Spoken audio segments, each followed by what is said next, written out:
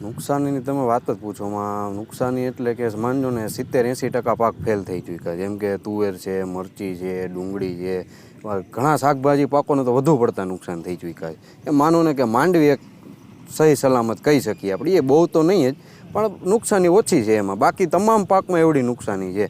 ડુંગળી લઈ લ્યો, તમે બધું લઈ લ્યો, એવડી નુકસાની છે. ઊભા સુકાઈ ગયા પાક. કારણ શું? એનું કારણ છેલ્લા 5 દિવસ પહેલાં જે સતત 4 દિવસ વરસાદ વરસ્યો ને એના હિસાબે ખેતરોમાં પાણી ફૂટી ગયા અને ખેડૂત અંદર તો કોઈ જઈ શકે નહીં. એના હિસાબે ખડ છે ને બધું ભેગું થઈ ગયું. એના હિસાબે મૂળમાં ને એમાં સુકારો આવ્યો એટલે પાક ઊભા સુકાઈ ગયા છે. કેટલી વીઘે નુકસાની છે?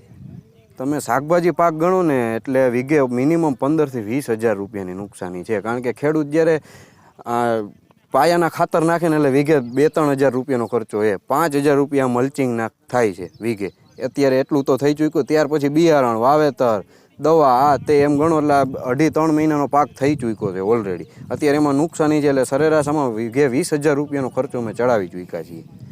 શું માંગ શું છે?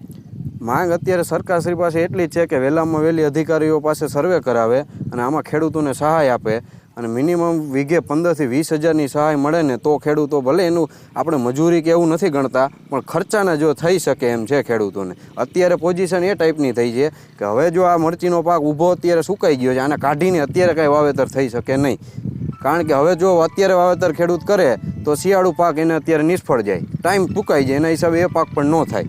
અત્યારે ખેડૂતોને બહુ કપરી પરિસ્થિતિ થઈ છે એમ માની શકાય. સર્વે કરવા માટે અત્યારે સરકારી અધિકારીઓ છે કે જિલ્લામાંથી કે તાલુકામાંથી કોઈ પણ આવેલું નથી કે નથી ક્યારેય કોઈએ પૂછ્યું.